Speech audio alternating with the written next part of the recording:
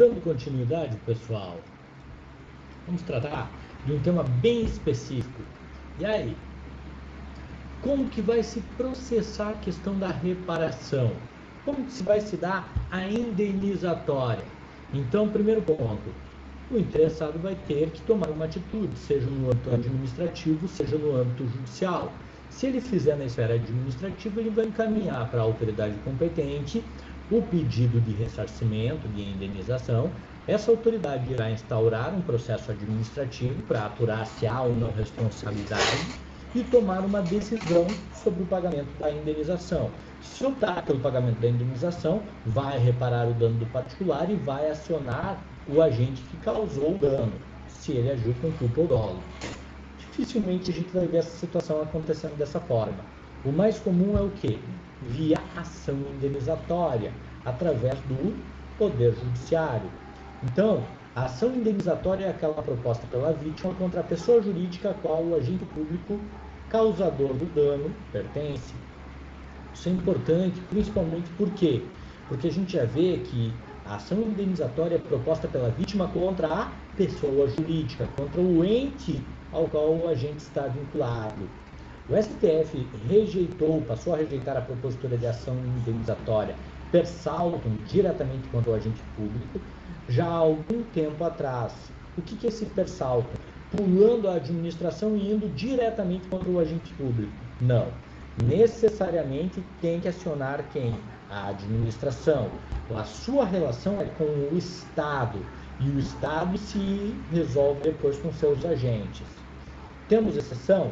Temos uma exceção bem isolada, que é a quarta Câmara do STJ, que apresentou um entendimento do quê? De que sim, de que poderia haver o acionamento direto do particular, do agente público. Todavia, um entendimento isolado da quarta Câmara do STJ, que inclusive é minoritário dentro do próprio STJ. Só fica então como uma exceção excepcional. A ação regressiva do Estado contra o agente público constitui dupla garantia. Quais são elas? Primeiro, em favor do Estado, que poderá recuperar o valor pago à vítima, a ação de regresso, né? E em favor do agente público, no sentido de ele não poder ser acionado diretamente pela vítima. Então, o agente causou dano, aquele que foi afetado, o particular, vai acionar o Estado, e depois o agente se resolve com o Estado. Vai ter desconto na sua folha salarial, enfim, a relação dele com o ente ao qual ele está vinculado.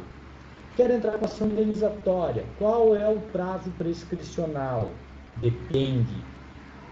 Nós temos duas abordagens. Uma que diz que o prazo é de 3 anos, com base no artigo 206, parágrafo 3º, inciso 5 do Código Civil, e outra que tem ganhado uma maior predominância, que diz que é de 5 anos. Por quê? Porque o Código Civil é lei geral e o decreto número 20.910 de 1932 é especial e preponderaria. Então, o prazo prescricional, vocês vão ter que analisar cada caso de maneira concreta. Pessoalmente, eu iria na de 5 anos, até porque, na condição de advogado, eu sempre iria trabalhar naquela que me garantisse um maior prazo. Agora, para quem vai fazer a OAB, para quem vai fazer o concurso, já tem que ter uma atenção maior. Então, essas duas possibilidades. O STJ tem privilegiado principalmente o prazo de 5 anos para o ingresso com a ação indenizatória. Entrou com a indenizatória, pode o Estado denunciar da lide? Lembra vocês, artigo 125 do Código de Processo Civil. É admissível a denunciação da lide promovida por qualquer das partes. Inciso 2º, aquele que estiver obrigado por lei ou por contrato a indenizar em ação regressiva o prejuízo de quem for vencido no processo. Sob a égide do Código de 73, era obrigatória a denunciação. Agora não. Agora é admissível. Pode o Estado denunciar da lide o seu agente. Para quê? Para tentar burlar o sistema e não precisar depois entrar com uma nova ação, agora de regresso contra o agente. Então, poderia? Poderia. Agora, para o particular é um horror. Por quê? Porque o particular ele trabalha com responsabilidade objetiva como regra. Ele só precisa demonstrar que a administração tem o dever de indenizar pois, a partir do ato da administração, gerou um dano. Ou seja, há um nexo de causalidade entre a conduta e o dano. Ato, dano, nexo causal. Quando a administração denuncia a lide, ela traz a discussão de culpa ou dolo para o corpo daquele processo. Ao invés de indenizar logo o particular, vai se avaliar primeiro se o agente público agiu com culpa, com dolo, se é ele que deve indenizar. Enfim, gera todo um transtorno, uma questão probatória que vai arrastar durante anos algo que para o particular é totalmente desinteressante. A doutrina majoritária rejeita essa possibilidade.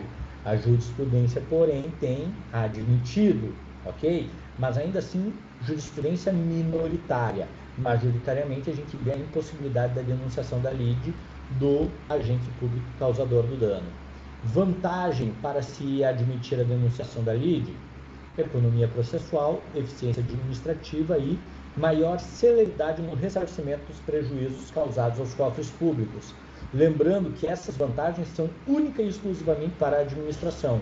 O particular, ele vai se lascar. Ele vai ter que esperar todo o processo, toda a discussão de quem tem a responsabilidade, para somente então receber. Bem complicado. E a ação de regresso? É aquela proposta pelo Estado contra o agente público causador do dano. Como funciona? Como regra, o Estado vai reparar o dano causado ao particular e vai acionar o seu agente para vir indenizar, para vir reparar, para vir recolher aquilo que o Estado já gastou. Finalidade, então, apuração da responsabilidade pessoal do agente público. Pressuposto, o Estado condenado na ação indenizatória proposta pela vítima. Ou seja, o Estado foi condenado, o Estado teve que pagar, o Estado não vai ficar no prejuízo, o Estado vai atrás daquele que, por culpa ou dolo, gerou aquele dever de indenizar. Se o agente público, no exercício da atividade ilícita, não agiu com culpa ou dolo, ele não terá dever de ressarcir do Estado. Lembrando que o Estado assume o risco da atividade pela qual ele está se comprometendo. Como a Constituição determina que a ação regressiva é cabível nos casos de culpa ou dolo, a ação regressiva é baseada na teoria subjetiva, ou seja, o Estado deverá provar que o seu agente agiu com culpa ou dolo. Se o agente conseguir demonstrar que não houve culpa ou dolo, que houve um dano, que foi decorrente de uma atividade ilícita, mas que não tem culpa e nem dolo, não vai ter, como eu acabei de dizer, a obrigação de reparar. Pelo princípio da indisponibilidade do interesse público, a propositura da ação regressiva é um dever imposto à administração. Não pode ela simplesmente ficar no prejuízo e nem tentar recuperá-lo. Então, ela tem o dever de acionar o agente público que ensejou o dano. Prazo para propositura gerou prejuízo ao erário público é imprescritível. Chamei a atenção aqui, coloquei um cuidado, para o dano causado por agente ligado a empresas públicas, sociedades de economia mista, fundações governamentais, concessionários e permissionários. Isso é, para pessoas jurídicas de direito privado, cujo prazo para a propositura da ação é de 3 anos, contados do trânsito em julgado da decisão condenatória. Então, temos essa situação que demanda atenção. Pessoal, o que eu quero chamar a atenção de vocês: não importa se foi por ação ou por omissão, não importa se for por ato lícito ou ilícito, a administração pública, tendo causado um dano ao particular, deverá ser responsável, deverá indenizar. Então, a responsabilidade civil do Estado é um tema gostoso. Eu espero que vocês tenham curtido. É um tema de muita controvérsia. Vamos ter sempre que analisar a posição predominante do Tribunal Superior, porque no âmbito infra, nos tribunais de piso, há muita divergência, há julgado em todas as direções. Então, é algo que merece um estudo sequencial, seguido, mais aprofundado. Tá bom? Muito obrigado pela atenção. Opa, perdão, já estava cortando aqui. Ainda temos um slide: responsabilidade solidária e responsabilidade subsidiária. A regra, pessoal: responsabilidade subsidiária. Quando acionar uma concessionária, por exemplo, a responsabilidade do Estado será subsidiária. Primeiro vai esgotar todo o patrimônio, todo o acervo econômico da empreiteira, da concessionária, da permissionária, para somente após ir atrás do Estado. Então, responsabilidade subsidiária. Raríssimas situações que a legislação administrativa prevê responsabilidade solidária, que pode escolher de quem cobrar ou até cobrar de ambos.